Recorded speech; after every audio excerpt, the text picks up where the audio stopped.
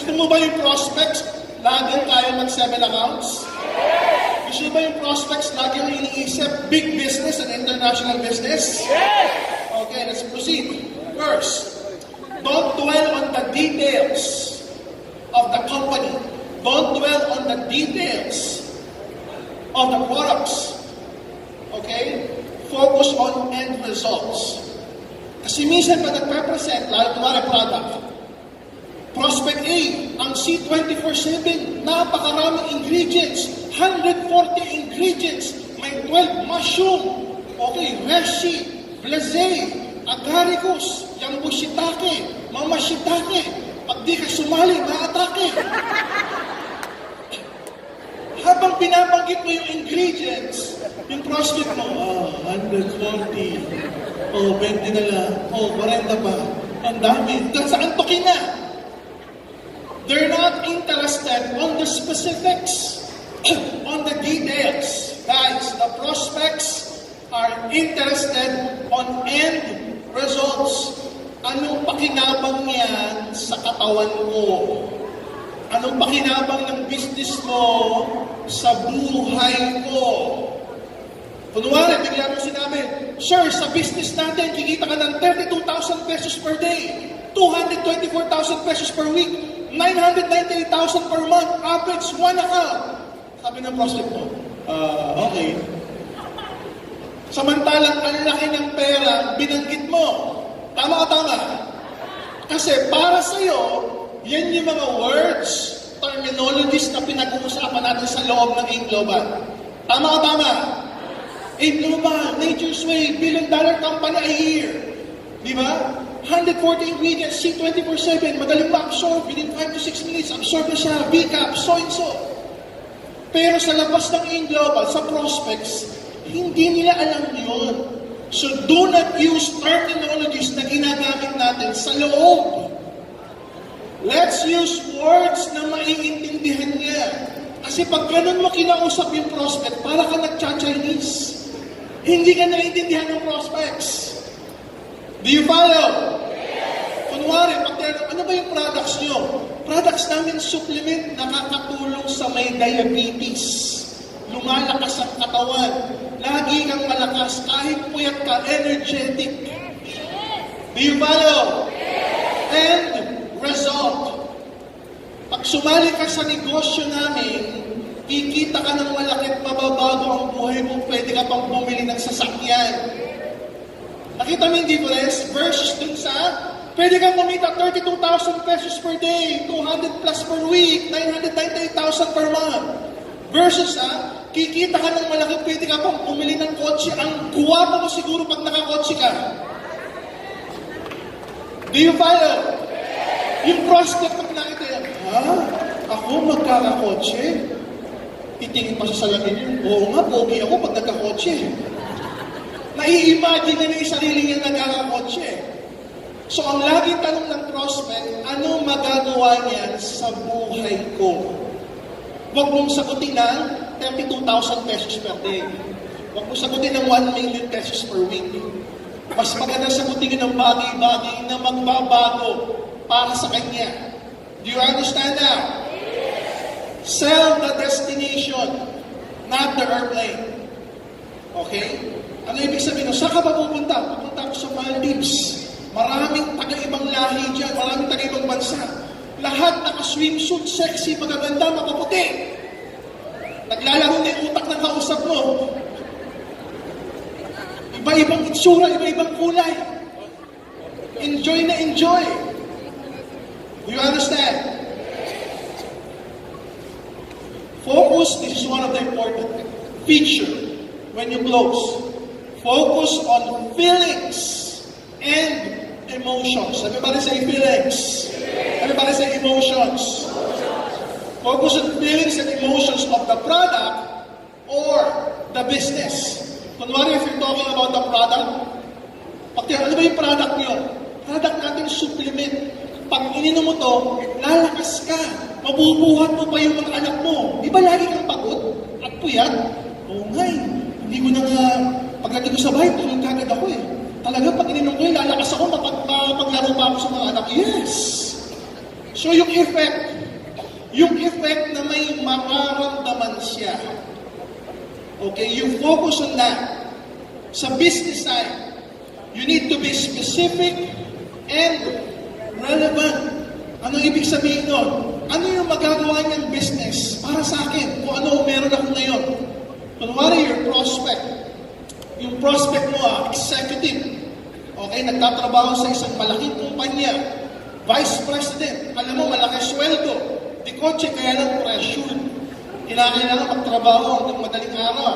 Kinakailangan walang pahinga, walang bakasyon. Dire-diretso. High-pressured executive. Okay? Paano mo siya i-close?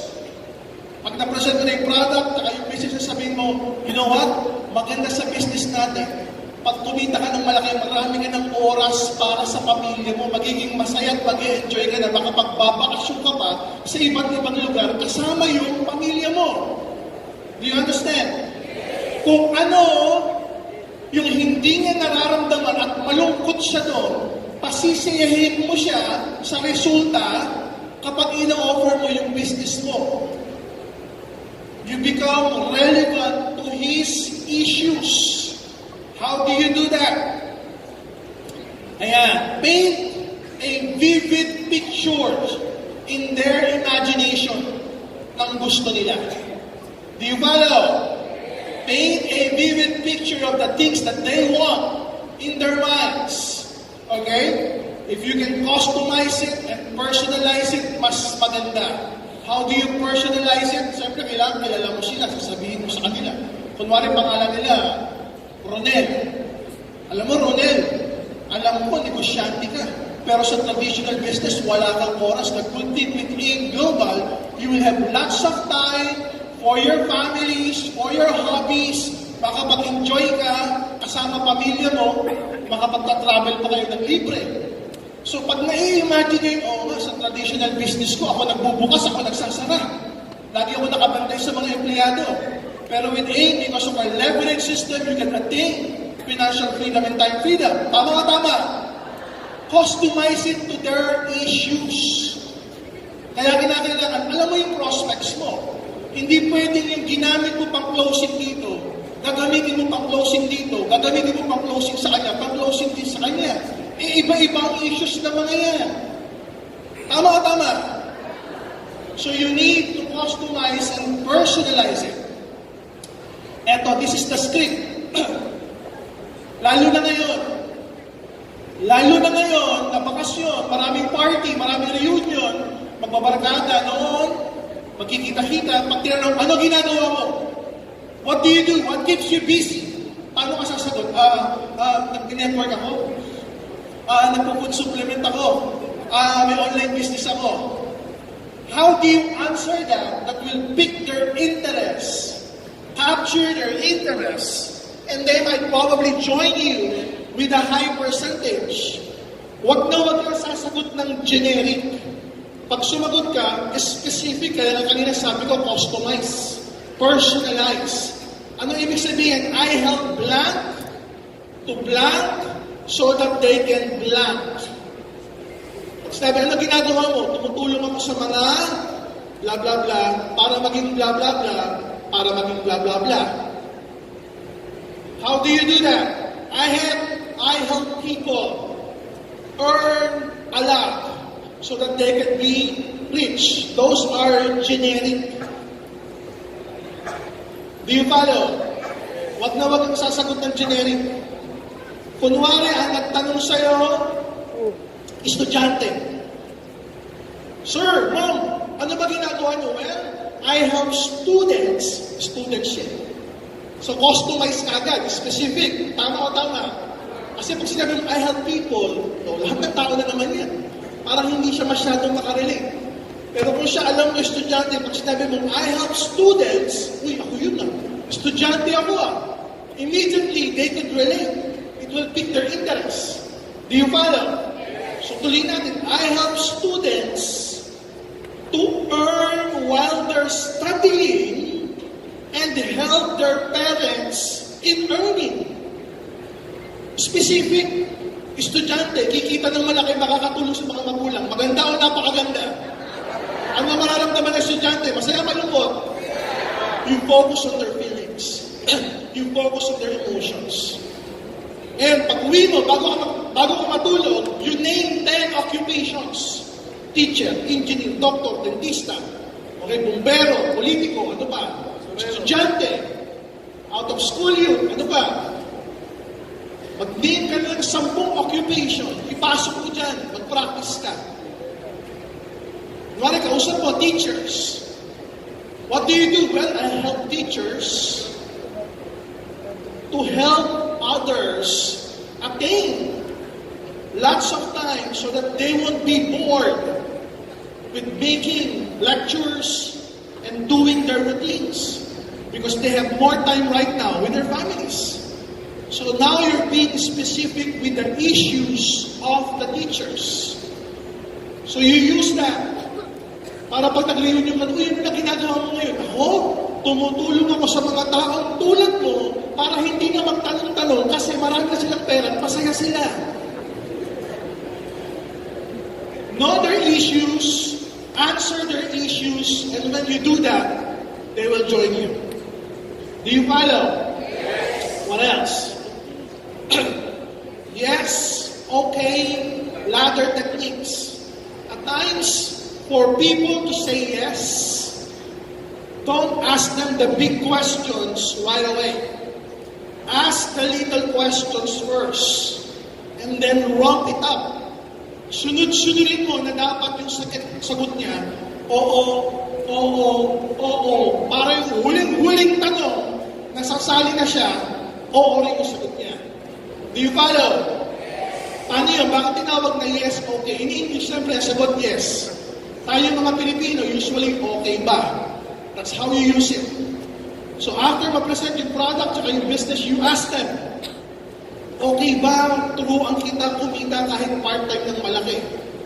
Chances are, sasagot niyan, okay. Hindi sasagot niyan, hindi okay sa akin turuan mo para kumita ng part-time. Walang sasagot ng gano'n. Usually sagot niyan, okay. Kasi non-friction, hindi siya hard sell. Okay lang ba turuan kita kumita ng part-time? Oo. Okay lang ba pag natutunan mo ito, ituro mo rin sa iba? Oo.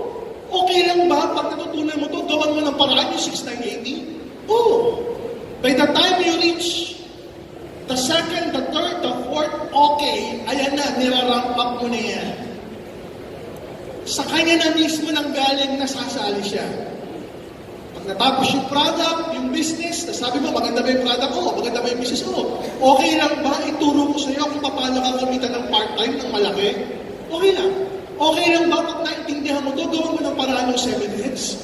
Okay lang. Okay lang ba pag naintindihan mo yung beauty ng 7 heads, sumali ka this week? Oo. Ramping up the yes and okay. Simulan mo sa madali. Madali, oo, madali, oo, madali, oo, sumali, oo, 7 heads, oo na rin. Kasi iniisa-isa mo. Do you follow? Again, it takes practice. Dapat ma-practice mo yan. Because, or kasi, technique. According to studies, kapag ikaw tinanong at sumagot ka ng ganito, ganito, ganito, kasi, kahit ano yung kasi o yung dahilan mo, people will always accept that. People will always perceive that na okay. May isang study ginawa, ang daming nakapila sa Xerox machine. Ang daming nakapila. Tapos sisingit ka. Sabi nung sisingit, pare pwede bang mauna ako? Pag ganun lang ang sentence mo, pwede bang mauna ako? Sabi ng mga taong nakapila, hindi pwede. May friction. Hard sell. Pero pag nilagyan mo ng because, kahit walang kakwenta-kwenta yung kasi, chances are 80% papayagan ka. Ano ginawa ng study? May nakapila sa Xerox machine. May sumingit. Sabi niya, parang pwede bang mauna ako kasi kailangan ko magpakopya eh. Talaga naman, kung nagpa-Xerox ka, magpapakopya ka, di ba? Alam mo, sabi ng mga nakapila, sige, sige, sige. That's the power of because or kasi. Kaya pag nag-close ka, ito yung pinakamadali. Alam mo, sumali ka sa Global kasi maganda. Ay, maganda mo. Lagyan mo ng kasi. Alam mo, sumali ka sa global kasi mababago ang buhay mo. Alam mo, sumali ka sa global kasi napapanahon. Alam mo, sumali ka sa global kasi December. Ano ngayon? Wala lang, December. Pero dahil ginamit mo yung kasi, mas effective yun kaysa sabihin mo, alam mo, sumali ka sa global. Tapos, mas effective ito. Alam mo, sumali ka sa global kasi pag sumali ka ngayon, sumali ka ngayon. Talaga? Oo, pag sumali ka ngayon, nakasali ka na ngayon kasi galing yun eh. Sige, sasali na ako. Use that kasi it's effective, I tell you. Pag naging effective, gawin mong viral, ha? Pag-post ka sa Facebook, effective yung kasi technique ni Doc Ed. Itatag ka natin.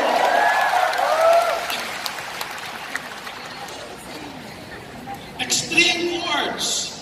Biggest, boldest, largest, healthiest, newest, most innovative. Ayan. Lahat ng most, tsaka yes. Pag bumalik ka partner ng C24/7 at inin mo, ito na yung pinaka-healthy na maiinom mo sa buong buhay mo. You're not lying. Totoo naman, pag ininom niya yun yung pinaka-healthy na nainom niya. Bakit ano ba iniinom niya? Kanin, ulam. Araw-araw. O di pa kuminom ng C24/7, yun talaga yung pinaka-healthy. Tama. Use extreme words. Okay? Marami yan. Alam mo, in global, ito na yung pinakamagandang company sa buong mundo. Talaga?